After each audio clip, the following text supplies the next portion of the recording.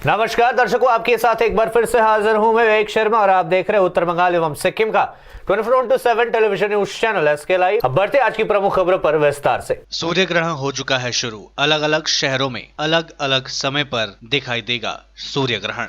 साल का पहला सूर्य ग्रहण शुरू हो चुका है, जो पूरे 5 घंटे 48 मिनट का होगा, लेकिन भारत में यह केवल 3 घंटे 26 मिनट तक दिखाई देगा। इस ग्रहण का व्यापक असर न सिर्फ भारत पर होगा, बल्कि इसका प्रभाव चीन, अमेरिका सहित दुनिया के कई अन्य देशों पर भी दिखेगा। इस ग्रहण को 26 दिसंबर 2019 के ग्रहण के बाद फैले कोरोना महामारी के प्रभाव से मुक्ति दिलाने वाले ग्रहण के रूप में भी देखा जा रहा है।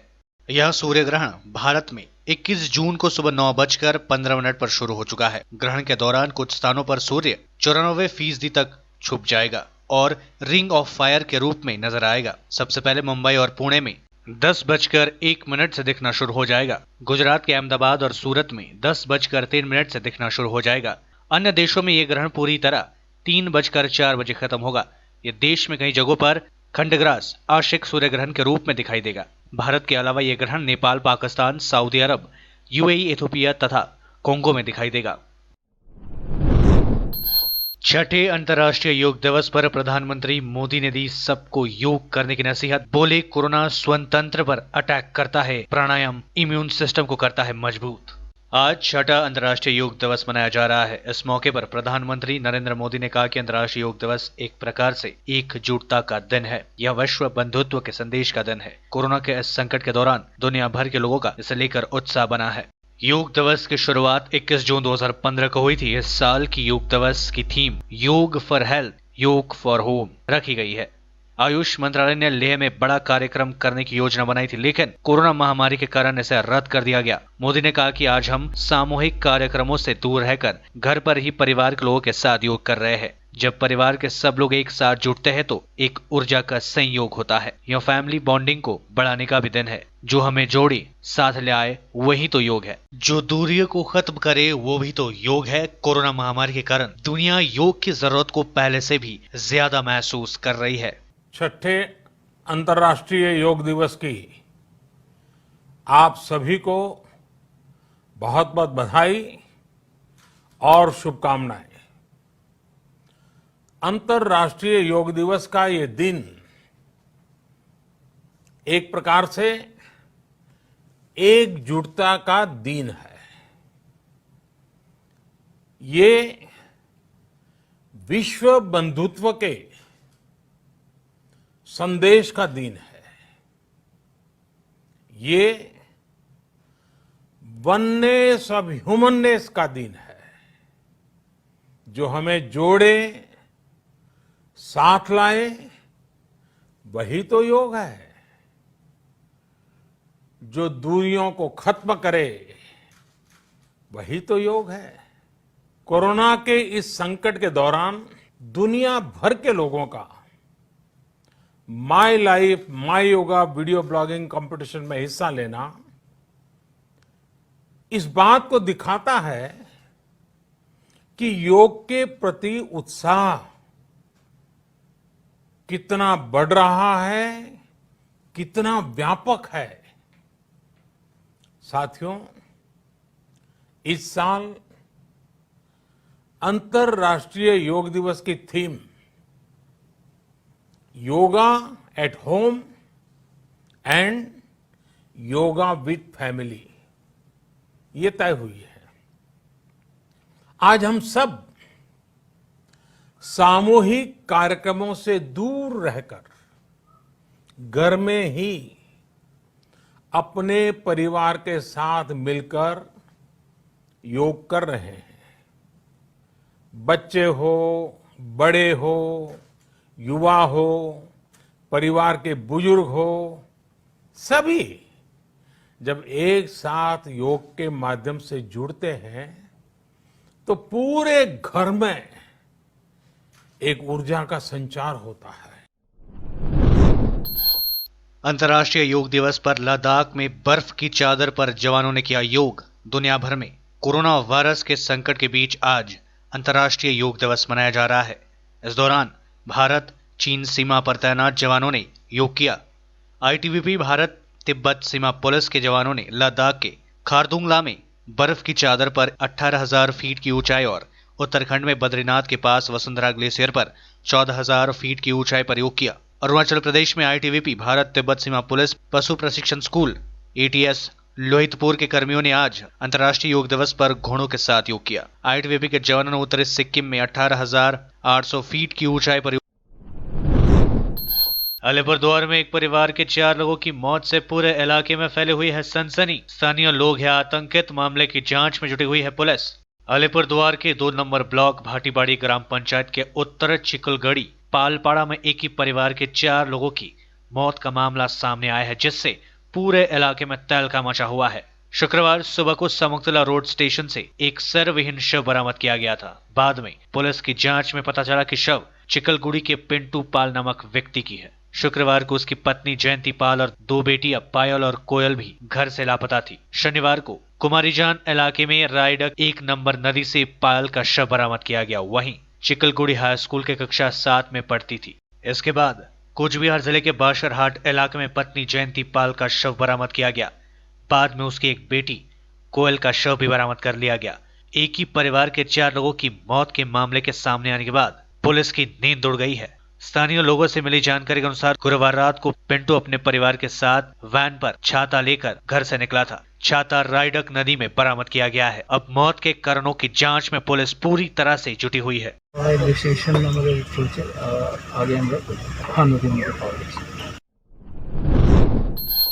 प्रवासी एमपी है राजू बिस्टा। ये बातें कही है राज्य के मंत्री रविंद्रनाथ घोष ने। वरिष्ठ तृणमूल नेता व राज्य के उत्तर बंगाल विकास मंत्री रविंद्रनाथ घोष ने दार्जिलिंग के भाजपा सांसद राजू बिस्टा को प्रवासी एमपी बताया है। शनिवार को मिनी सचिवालय उत्तर कन्या में आयोजित संवाददाता सम्मेलन में उन्होंने ये बातें कही। मंत्री ने कहा कि राजू बिस्टा मणिपुर से एवं भाजपा नेता राजू बनर्जी कोलकाता से आकर बिना किसी मेडिकल टेस्ट के संवाददाता सम्मेलन आयोजित करते फिर रहे हैं। इतना ही नहीं, ये लोग विभिन्न इलाके में अपने कार्यकर्ताओं के साथ घूमते दिख रहे हैं। इससे सिलीगुड़ी में कोरोना मरीजों की संख्या बढ़ गई है। घोष ने कहा कि इसी तरह यदि केंद्र के विभिन्न एमपी व मेडिकल टीम के सदस्य यहां आते रहे तो उत्तर बंगाल में कोरोना के मामले और बढ़ेंगे। उन्होंने कहा, हाल ही में भाजपा सांसद राजू बिस्टा के कार्यक्रम में सोशल डिस्टेंसिंग नहीं देखी गई। परिणाम स्वरूप उत्तर बंगाल में कोरोना मरीजों की संख्या बढ़ रही है। उन्होंने इसके लिए केंद्र सरकार को जिम्मेदार ठहराया। राजू बनर्जी और राजू बिस्ट এমপি পরিযায়ী এমপি সাংবাদিক সম্মেলন করছিল ঠাসাঠাসি হয়ে, অনেকগুলো জায়গায় ঘোরাফেরা করছিল, কর্মীদের গায়ে ঢলাঢলি করছিল। সেদিন আমি বলছিলাম যে এই রাজু ব্যানার্জি আর রাজু বিস্ট একজন মণিপুর থেকে আর একজন কলকাতা থেকে হটস্পট এরিয়া থেকে এসে কোনো পরীক্ষা নিরীক্ষা না করেই শিলিগুড়িতে সাংবাদিক সম্মেলন করেছে, মেলামেশা করেছে, খাওয়া দাওয়া করেছে। আবার কুচবিহারে গিয়ে সাংবাদিক সম্মেলন করে মেলামেশা করেছে, কিছু বাড়ি বাড়ি গেছে ওদের কর্মীদের বাড়ি। তখনই আমি বলেছিলাম যে বিনা পরীক্ষায় এভাবে হটস্পট এরিয়া থেকে এসে এভাবে ঘুরে বেড়াচ্ছে, আসলে করোনারই ভাইরাসটা ছড়াচ্ছে। একদম কথা ঠিক হয়ে গেল যখন ফিরে এসে রাজু শাহর হাতে ফ্ল্যাগ দিচ্ছিল। তারপর যখন টেস্ট হলো, তারপরে দেখা গেল যে রাজু শাহর পজিটিভ বেরোলো। তাহলে এই রাজু শাহর হাতে যারা ফ্ল্যাগ দিল, যারা ঘুরে ঘুরে বেড়ালো, বিভিন্ন জায়গায় মিটিং করলো, প্রেস মিট করলো, তারপরে দেখা গেল তারা উধাও হয়ে গেল, পালিয়ে গেল।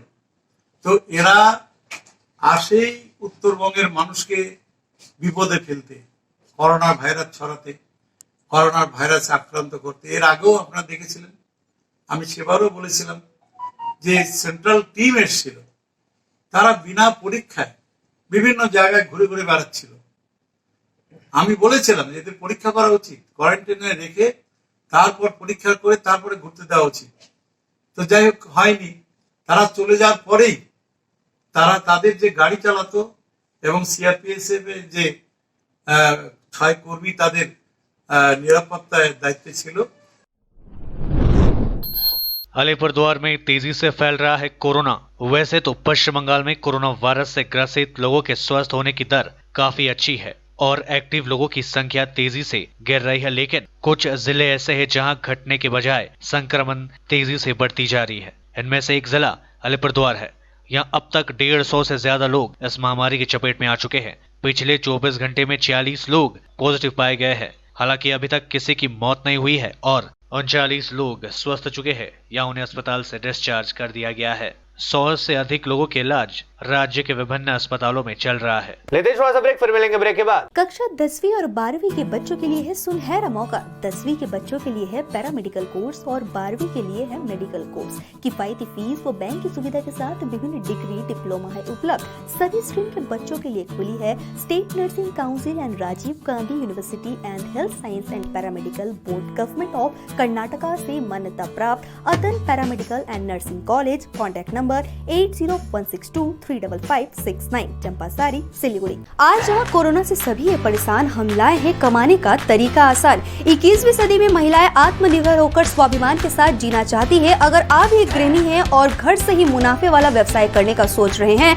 तो आपके लिए सुनहरा मौका लाए हैं टपरवेयर के सिलीगुड़ी स्थित पूरे नॉर्थ बंगाल के डिस्ट्रीब्यूटर नारायणी पार्टी सेल्स। तो सोचिए नहीं, स्क्रीन में दिए गए नंबर में संपर्क कीजिए और विस्तृत जानकारी लीजिए। घर बैठे पैसे कमाए, आज ही फ्री मेंबरशिप लीजिए, अपने सपनों को पूरा कीजिए। मुश्किल की इस घड़ी में आपका साथ ही सिर्फ टपरवेयर के लिए एसके लाइव ही बेस्ट ऑप्शन है। एसके लाइव का इस क्षेत्र में 24 घंटा टेलीविजन, एंड्रॉइड ऐप और वेबसाइट पर प्रसारण होता है। सोशल मीडिया पर भी हम उपलब्ध हैं। हमारी व्यूवरशिप 9 लाख से अधिक है। सिक्किम, हैथवे और NXT डिजिटल पर, दार्जिलिंग और कालिम्पोंग में दोनों हैथवे और CCN सेटअप बॉक्स पर, क्लामपुर से लेके मैनागुड़ी हैथवे पर, सिटी केबल पर सिलीगुड़ी और आसपास, नक्सलबाड़ी से पानी टंकी तक NXT डिजिटल में। तो सोचिए नहीं, कॉल करें 7908554308। ब्रेक के बाद आपका फिर से स्वागत है। बढ़ते हैं खबरों की तरफ। यूरोपियन थिंक ने चीन को ठहराया जिम्मेदार,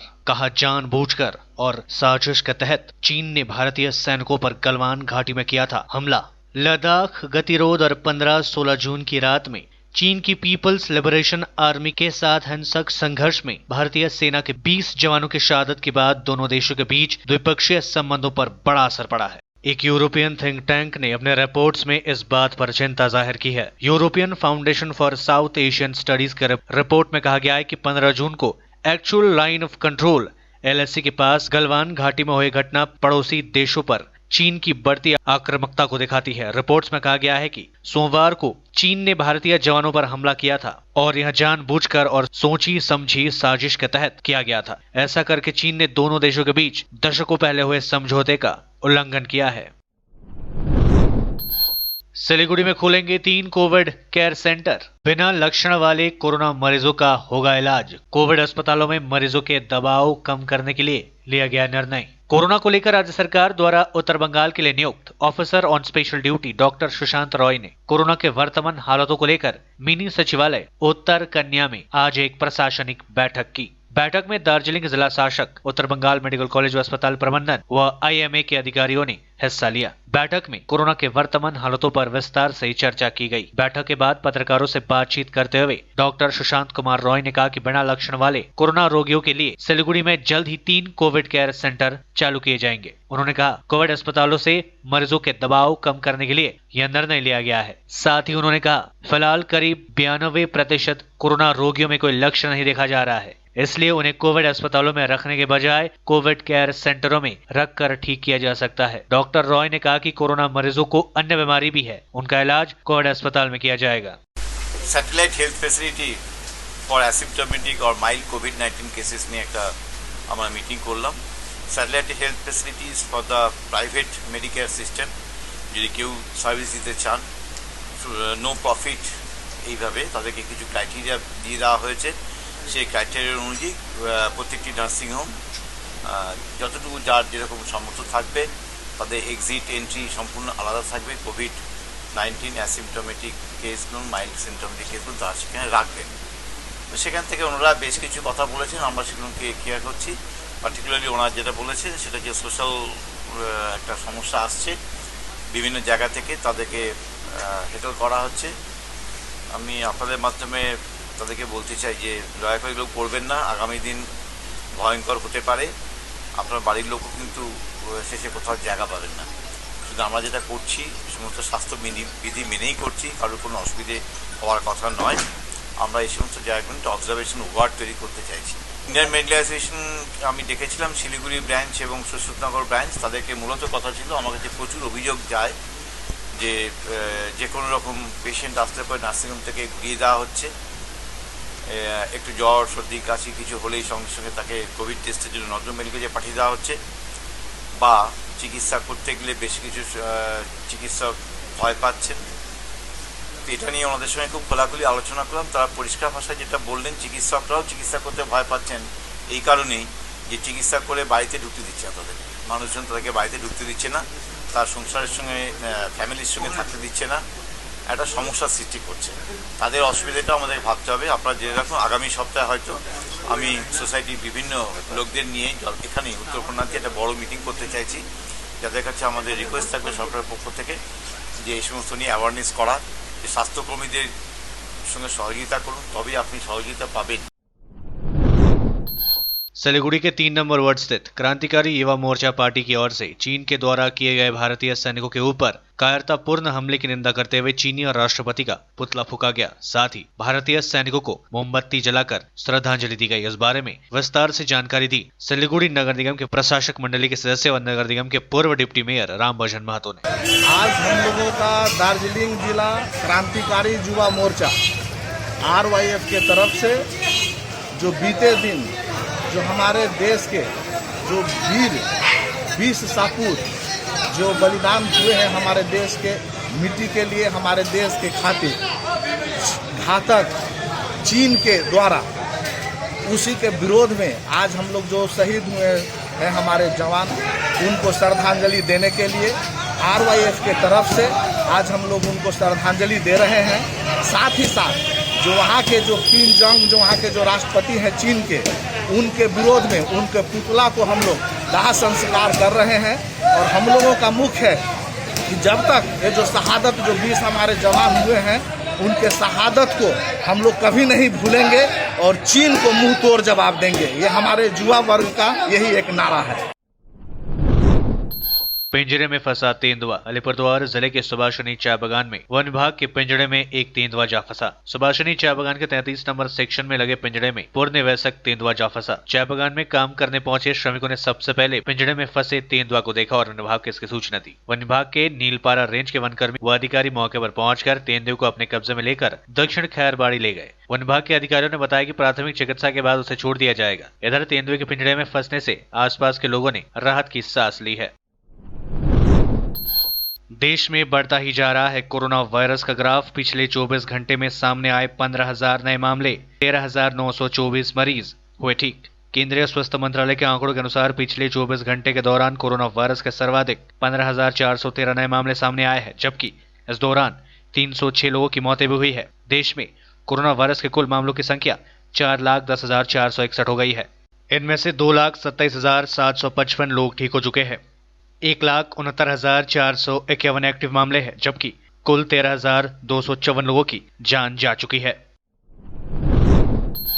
जम्मू कश्मीर के शोपिया में रविवार को सुरक्षा बलों के साथ मुठभेड़ में एक आतंकी मारा गया। पुलिस और केंद्रीय रिजर्व पुलिस बल CRPF द्वारा शुरू किया गया संयुक्त ऑपरेशन अभी जारी है। सेना ने ट्वीट किया ऑपरेशन लकीरपुर में जारी है। एक आतंकी को मार गिराया गया है। मौके से हथियार बरामद किए गए हैं। 4 दिन में अब तक 10 आतंकियों को ढेर कर चुका है भारतीय सेना।